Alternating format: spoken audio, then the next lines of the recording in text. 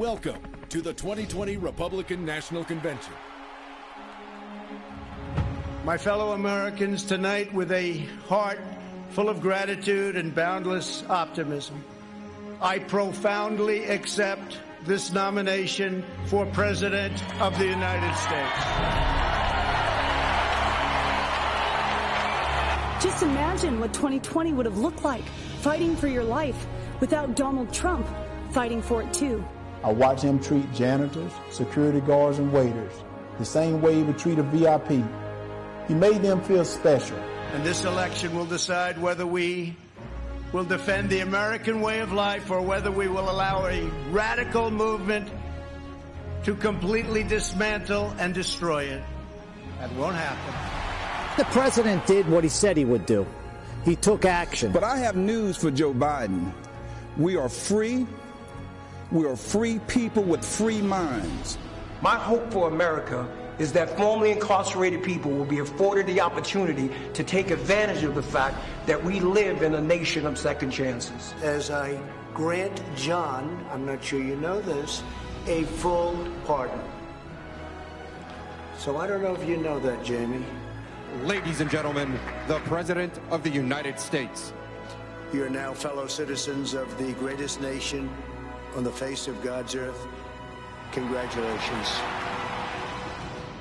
We have spent the last 4 years reversing the damage Joe Biden inflicted over the last 47 years. Biden's record is a shameful roll call of the most catastrophic betrayals and blunders in our lifetime. He has spent his entire career on the wrong side of history. Our daughter Kayla was taken as a hostage and murdered by ISIS. We endured an agonizing back and forth between us, the Obama administration, and ISIS. We put all our faith in the government, but the government let us down. President Obama refused to meet with us until ISIS had already beheaded other Americans. To this day, we've never heard from Joe Biden. And this election will decide whether we will defend the American way of life or whether we will allow a radical movement to completely dismantle and destroy it. That won't happen. And after watching tonight, I said, I'm going to wait for debates, but I'm not. I mean, I have made up my mind. I am definitely going to go for, Donald Trump. Joe Biden's agenda is made in China. My agenda is made in the USA. When I took bold action to issue a travel ban on China, very early indeed, Joe Biden called it hysterical and xenophobic. If we had listened to Joe, hundreds of thousands more Americans would have died.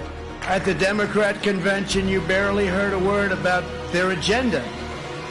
But that's not because they don't have one. It's because their agenda is the most extreme set of proposals ever put forward by a major party nominee. Welcome to the 2020 Democratic National Convention. Why can't folks imagine a world without the cops? Why can't folks imagine a world without prisons? I've never felt American. And to the republic for which it stands, one nation, indivisible. One nation, indivisible. With liberty and justice for all. Someday. This is the most important election in the history of our country. There has never been such a difference between two parties or two individuals in ideology, philosophy, or vision than there is right now. Our opponents believe that America is a depraved nation. No miracle is coming. We want our sons and daughters to know the truth. America is the greatest and most exceptional nation in the history of the world. In America, we don't turn to government to restore our souls. We put our faith in Almighty God.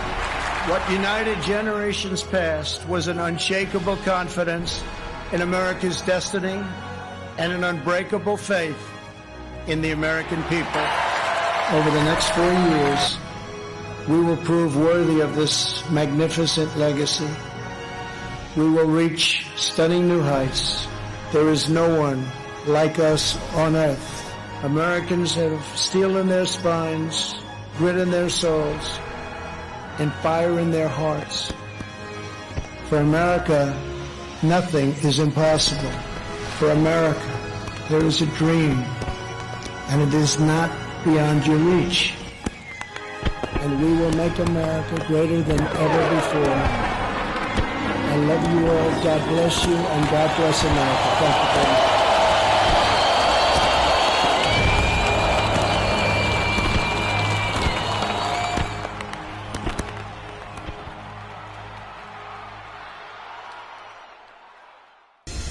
Wednesday just got better because the ladies are live, discussing the hottest topics of the week with you tonight. And we will make America great again.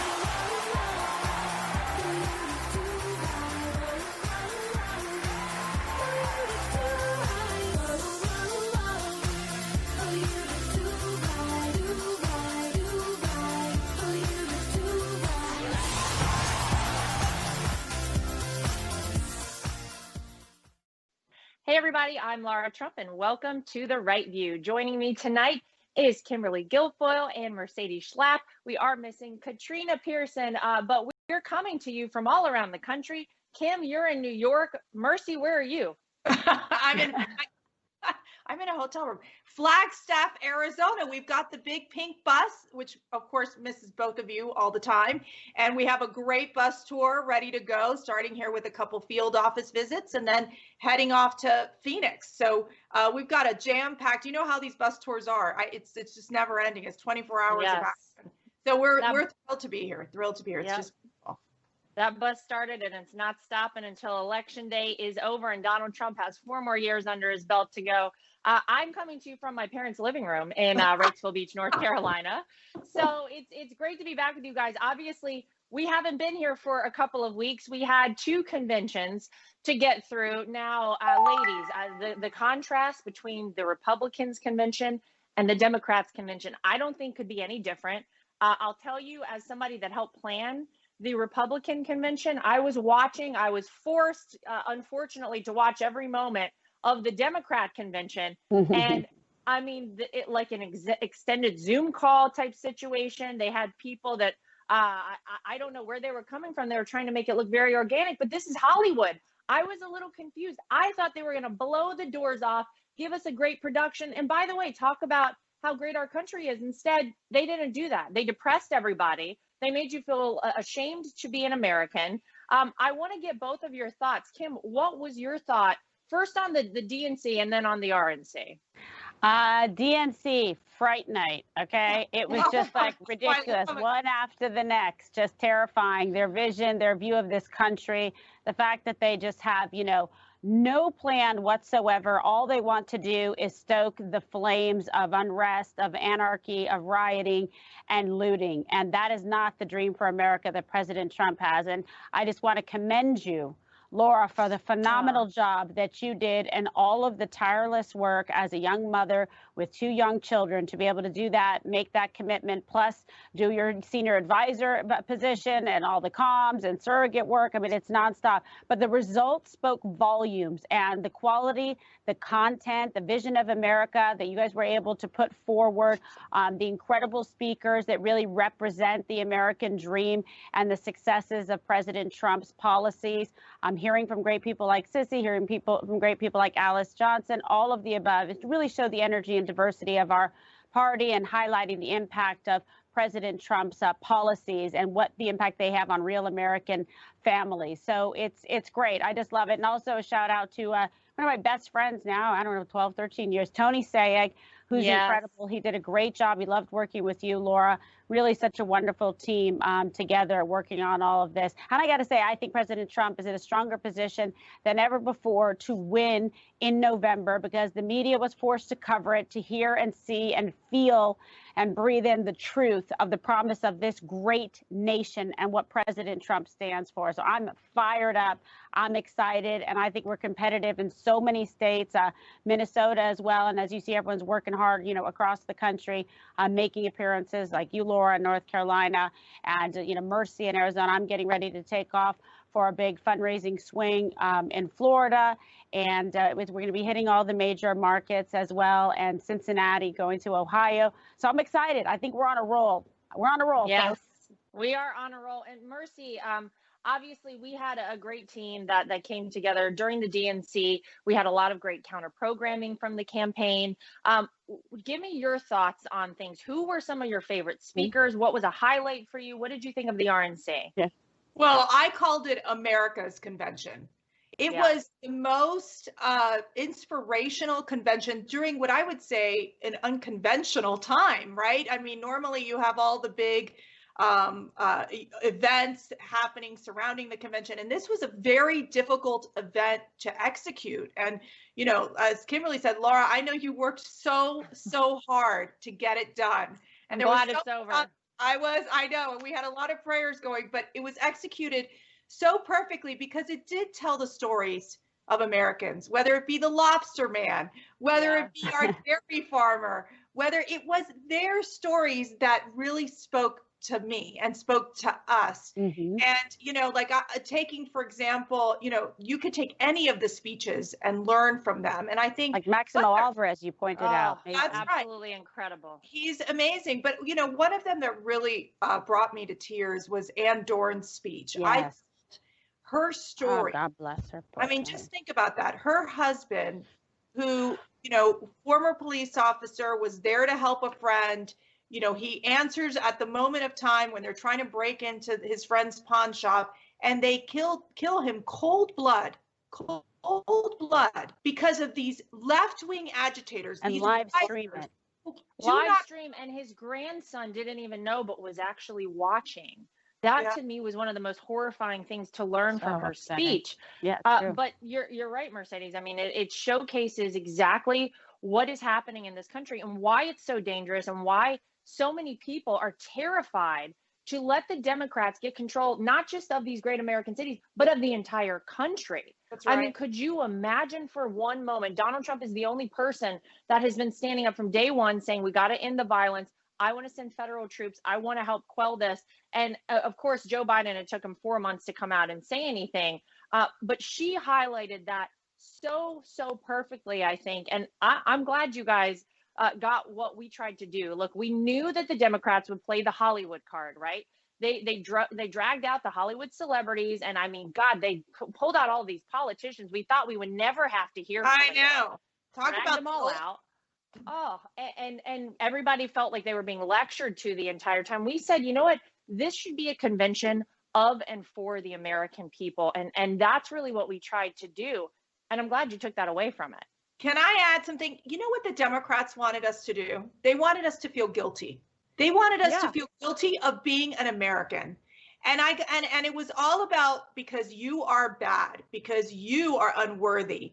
And you know, that is not what Americans believe. We believe in greatness. We believe in individual empowerment. We believe that we can achieve the American dream. And with these stories, whether it would be the single mom who was homeless, that then went to an apprenticeship, got a job, and is now buying her first home, and who's African American, to, you know, you know, you look at Nick Sandmann, for example, that was, I think, a brilliant moment as well, where he was being bullied. Then the media goes after him and he's able to push back and sue the media because this is what they do. They attack people who support this president. Because why? Because our only sin is that we love this country so much and that we are there to fight every day to make sure that America stays great. And that is something that President Trump, as you all know, because you all spend so much time with him, he gets it and he fights for it. And he's saying, you know what?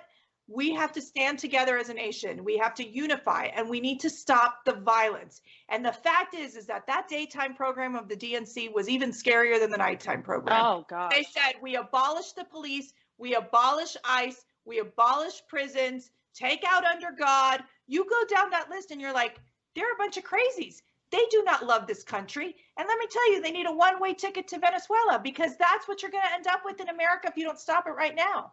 That's right. You know, Kim, you had a great speech. I got to speak as well. Was so honored to be able to do so. I want to get your take, though, Kim. How do you think the American people reacted to these conventions? I'll tell you what I know. What I know is that after our convention, after the president spoke on Thursday night, the next day, where did he go? He went to New Hampshire, right? That's right. He went to a state we didn't win in 2016 because he knows that he feels so solid in our battleground states, right? So he went to win a state that we should win. And I think we can and will win in New Hampshire. What did Joe Biden and the Biden campaign do? They bought so much advertising targeting Black voters because they know that what they were trying to sell the American people, I don't think they wanted to buy. It was like an infomercial for 4 days of a product you don't want to buy, you never wanted, you don't need. How do you think the American people took both conventions? Yeah, I think there was just such a stark, contrast, the juxtaposition of a great choice that people will have on November 3rd of this country, and just really one of hope and optimism. And Laura, I know you and I were standing next to each other, and it was like you'd pinch each other, like so excited, standing on that stage when President Trump spoke and Ivanka, and then, just hearing the beautiful songs and singing God Bless America, the incredible fireworks. I mean, that is a country that's lit up with hope and optimism and faith. And the other side is dark and dreary and wants to control your mind and what you think and what you believe and how you live your life because they tell you you're not good enough. Who do you choose? I mean, do you choose to believe in yourself and in the greatness of this country and a president that's delivered? And I think that we're seeing those results in the uptick in the numbers. We certainly had a huge week in fundraising. Just 1 week, $76 million. It was fantastic. We ran events every single day during the convention. Yes, you and did. They were all sold out. Your tail off. Yeah, and panels. They were all there. It was amazing. And we missed you on our one we did of the right view, but you were definitely mentioned nonstop. And Mercy was there and did a phenomenal job. And Katrina, it was great. We're the party of substance, of content, smart, respecting women, respecting the people out there. And we want to earn their vote. The other side wants to buy, cheat, or steal the vote, or try to steal the election. So or what do you scare you into voting for them, right? Well, that's the thing. They want to scare you and frighten you into a country that is one that they want to create. But, as we've said, we reject that wholeheartedly because, look at Venezuela used to be a booming, amazing, incredible country. And look what's happened, quite simply almost overnight. Yeah, very, very scary stuff. All right, well, we got the conventions behind us. That means we are on the road to victory, 62 days away from victory right now as we head towards November 3rd. So thank you, ladies. Great to get your thoughts on a great Republican convention week, an absolutely horrific and terrible and depressing Democrat convention week. Not surprising for anybody. So everybody at home, stay right where you are. We'll be right back right after this.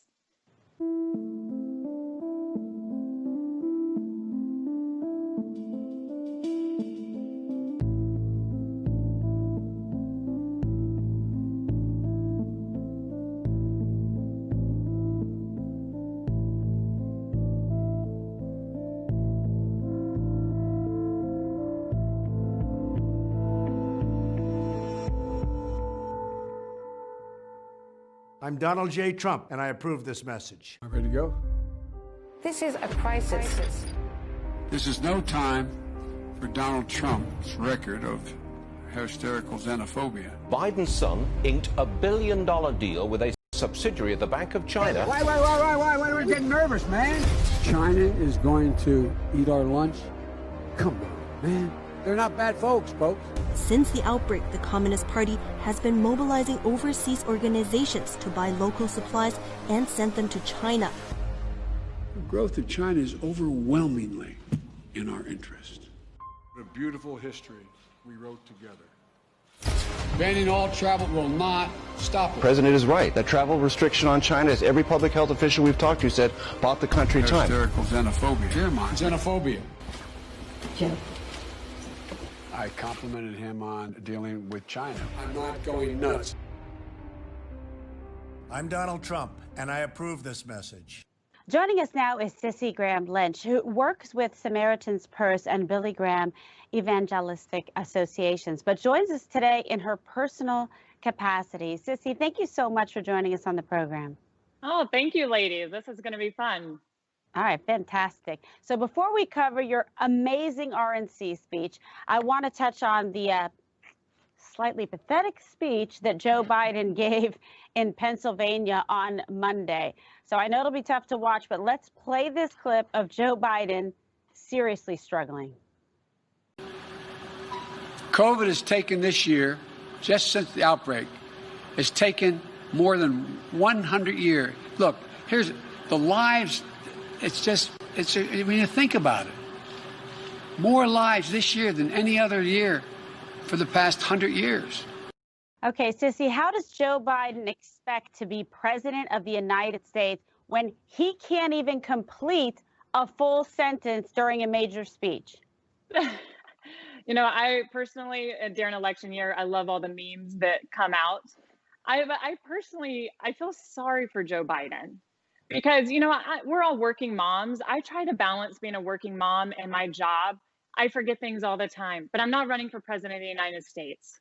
And I remember being at the RNC the other day, listening to the president's acceptance speech. And one thing that kept coming to my mind is like, how does he do what he does? His physical ability, the strength that he has. He's been up probably since 4 a.m., 5 a.m. He didn't start speaking till 10:30 at night. And he does it with energy. Every meeting he goes to, he's fully focused. Every person he talks to, he's full of energy and gives them his full of attention. And his physical ability, I'm so thankful for. It's only a God-given ability that the President Trump has, the energy and the endurance he has to run this country, to face the opposition he does. How thankful I am. And not everybody can do that. I personally don't think Joe Biden has the ability and the physical ability to do it at his age. And that can be all of us one day. But once again, we're not running for president of the United States. Kimberly, I don't know if y'all saw this real quick, but it was Tom Bevan from Real Clear Politics that said yesterday, they were like, oh, they just called a press lid for Joe Biden, meaning that there were going to be no press events yesterday. Wow. To me, sounds like the guy gave the Pennsylvania speech and was like, you know, I really need to recover and take a big nap after that. Train off. Yeah, it's they're like, let's hide him again. Days, right? Like 63 days till the presidential election, and yet you want to have no communication with the American people. But we got it, Joe. We know what's going on. He needs to have a snack and a nap, so it's all good. Exactly. A sippy cup. Get him one of the sippy cups, okay, from Carolina or Luke, Laura. That's what he needs. So clearly, Sissy, you delivered one of the best takedowns of Joe Biden. Rock'em sock'em, okay? It was fantastic. Of the entire Republican National Convention, I want to play this powerful clip, and then we'll get your reaction to yourself. It's going to be great. The Biden-Harris vision for America leaves no room for people of faith. Whether you're a baker, a florist, or a football coach, they will force the choice between being obedient to God or to Caesar, because the radical left's God is government power. So in the words of my grandfather, Billy Graham, let us stand for political freedom, moral freedom, religious freedom, and the rights of all Americans. And let's never give in to those who would attempt to take it from us. Tonight, I'm proudly standing in that public square, and I hope and pray you will join me in voting to re-elect President Trump. Amazing, amazing. Powerful words and powerful words of faith indeed. Can you expound a little bit on your speech and talk about the motivation behind it when you were putting it together? What did you want to convey and tell the American people? Look, religious freedom is obviously a very personal subject to me and to my family. And I've seen what has happened with the previous administration under Obama and under Biden. The floodgates were open for religious persecution. I've traveled the world with the ministries under my dad and my grandfather, and I've seen what can happen when government attempts to remove God from the people. And we have not yet known that kind of persecution here, but I do believe we will see it if the far left takes over this country. And you want to talk about the nuns, look at the Little Sisters of the Poor. Most people don't realize, yes, they went to the Supreme Court once. They've been to the Supreme Court twice being attacked for their religious faith. You want these nuns to be giving abortion-inducing drugs and contraceptives when they were trying to fight on the front line, especially during the COVID time, and they had to be back at the Supreme Court. That's oppression, that they've been taking care of these legal matters for over 7 years. You want to talk about football coaches who are being fired because they're praying and investing into this next generation? When you look at what's happening to the left, and they're recruiting young people to be in the streets, rioting into this leftist ideology and to burn down and these ideas of socialism in the education system, But yet football coaches can't invest into the characters of these young men and build them up and to be praying for them. For some reason, that's wrong. But we as Christians and evangelicals, and I'm talking to women especially, that we have that power of influence in our home and our society around us, that we cannot sit this out. This election is so important to all of us, but we have to be in the public square. People don't want to talk about politics or religion. I like to talk about both of them. And fearless. It is, you know, Christians, we have to be in that public square. Our founding fathers fought for it. That's where they saw it. It was so important. It was the first line in the First Amendment for this new idea of America. Wow. Amen. Well, you're so right about that. I mean, look, we all need to be engaged. This election is so important. And I think if you had any question as to the differences between the Democrat Party and the Republican Party, Sissy, we saw it on full display over the past 2 weeks. We saw initially the Democrats had their opportunity to present their vision for America to the public, and then the Republican Party got that opportunity. I want to get your take. What did you think watching both of those? What did you take away in terms of the differences between the Republican Party, the Democrat Party, our conventions? Let me get your thoughts on everything. The RNC, they made you proud to be an American. And there's such a stark difference, as you just said. I had people texting me, oh my goodness, I'm crying, whether it was the commercials of the GOP or the stories. I think of the Cuban businessman that lives in Florida that talked about how parents and moms would bring their children across the ocean to leave Cuba, and their children couldn't even swim. The tears that would fall as they signed their citizenship papers, and the poison that socialists that they drank, that the promises of government made to them, and the poison. But the stories were American stories, the stories of the American dream. And that is what America is about. No, we're not perfect, but we've been a light in this world. And we need to fight for that and fight for the American dream, fight for the opportunities and the foundation this country was built on. Cece, and you mentioned, like, we are the light of this world. And what's so interesting is that, you know, you look at places like Hong Kong right now, where you have seen this basically oppression of the people. And you see it happen across the board when it comes to communism, as you were mentioning, of Maximo Alvarez's wonderful, so amazing, so important speech when he said, I choose freedom. I choose Donald Trump. I choose America. And I think he sent a very strong message. And, you know, even talking to my father, who served as a political prisoner in Cuba, where he stood up for freedom and was in jail for 6 years, I talked to him and he told me, he said, it feels like the left wing agitators are that's what it felt like in Cuba. It was about the destruction of the cities. It was about overtaking these cities. And he has a great fear that we cannot fall into the hands of Joe Biden, who is weak and who has sold his soul to the far left wing of his party. And there's so much at stake at this election. And it's why we need so many people and all of our, you know, individuals out there, like you were saying, our evangelicals, our Catholics, our, you know, Jewish brothers and sisters, to come out and realize that so much is at stake. You mentioned something interesting in Instagram, because you talked about, you saw professional protesters. And so I want to ask you this question. Talk to us about these violent protests and riots. What does it mean? What are we seeing now in these cities? And why is President Trump's actions so important in not only stopping these violent protests, but also noting that, you know, these people are being paid. These left-wing agitators, their job is to riot and loot, and they are being paid. So, I mean, tell us what you saw. Yeah, so on my way to DC last week, it was very evident listening in on conversations and looking at these young adults that they were professional protesters who were just coming in for those couple of days. And I sat there and I looked at them, and a poem came to mind that my grandmother wrote, because my grandfather was behind the Iron Curtain. He went to speak. My grandmother grew up in China, born and raised in China. And she just looked and she said, they're just puppets. They're puppets and their strings are being pulled. And she said, puppets, poor puppets who are pulling your strings. And we can see that with the leftists. We see it with these young adults. They are coming in to create chaos. They're destroying Americans. They're destroying They're creating division. They're fueling hate and division. They're destroying people's businesses who've built up over a lifetime, and they're burning them down to the ground.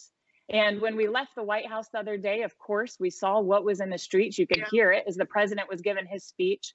And they are being paid. There needs to be an investigation of, where this money's coming from, because they are enemies of this country, and that needs to be dealt with. But I look at it, and this is what the left wants. They want to create that division. They want to create chaos. They knew President Trump has done such a phenomenal job. The economy was so great. They had to create the chaos. And that is what they're doing. And they're doing it at the expense of me, of you. Those are neighbors. They will destroy your lives because they hate this man so much. But you know what? He doesn't stop. He wakes up every day to go fight for you and for me. And he, and his family. Lara, y'all are on the front lines, and he does it because he believes in us. While they're trying to destroy us, he's fighting for us. Absolutely. That's the truth. Absolutely. Well, we can't thank you enough. Sissy Graham Lynch, what a superstar. Speaking from the heart, a woman of great faith and patriotism, a lover of liberty and freedom. We're so honored to have you on the show, and everybody at home, remember her name. You'll be seeing a lot more of her. We're going to be right back after this short commercial break. Stay with us. Kamala Harris ran for president by rushing to the radical left, embracing Bernie's plan for socialized medicine, calling for trillions in new taxes, attacking Joe Biden for racist policies. Voters rejected Harris. They smartly spotted a phony. But not Joe Biden. He's not that smart. Biden calls himself a transition candidate. He is handing over the reins to Kamala while they jointly embrace the radical left. Slow Joe and phony Kamala. Perfect together. Wrong for America.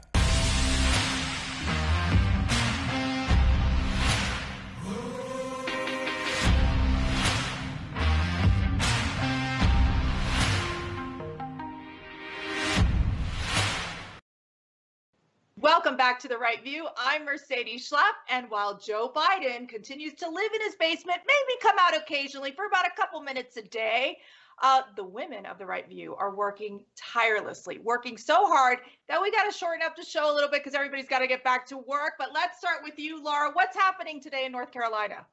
So today in North Carolina, very, very exciting. The president was here.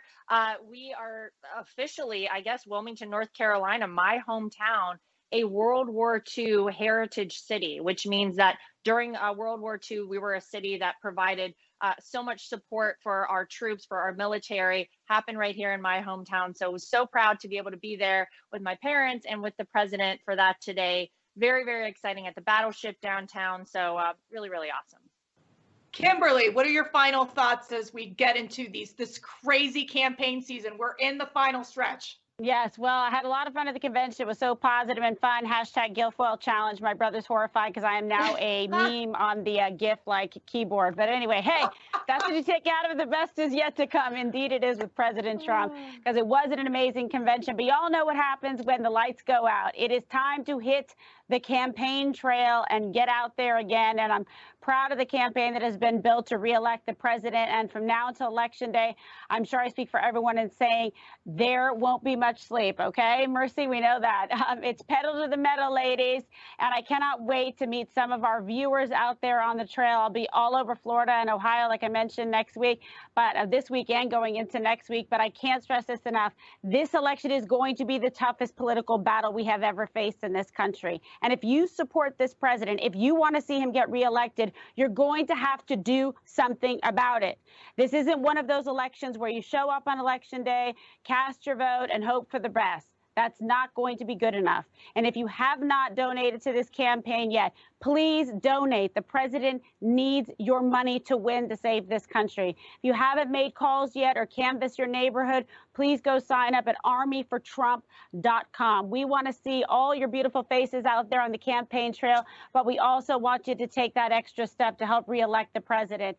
So all of us ladies here on The Right View are counting on you, and President Trump is counting on you. 62 days to go. Let's make the most of this. Let's get it done. That is excellent. I do want to add one quick thing that just happened this week as my final thought. Muriel Bowser, our Washington, D.C. mayor, they put out a report that said that they're going to want to rename the Washington Monument, Thomas Jefferson, and the Benjamin Franklin statue.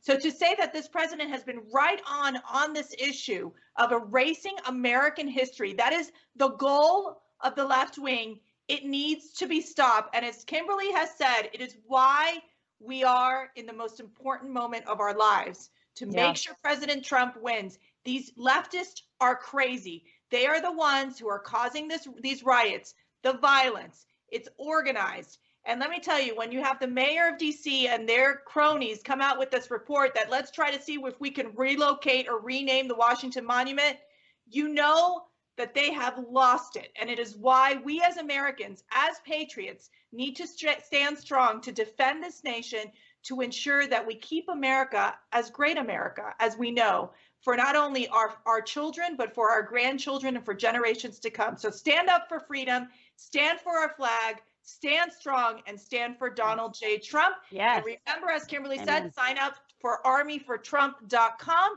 or you can download our Trump 2020 app or text vote or Trump at 88022. We thank you all so much for all your support and love and prayers. We can't do this without you. We are going to work every single day to get this president reelected, because what he stands for is he stands for this great nation, and he will continue to fight for you. God bless you and God bless America, and we'll see you next week.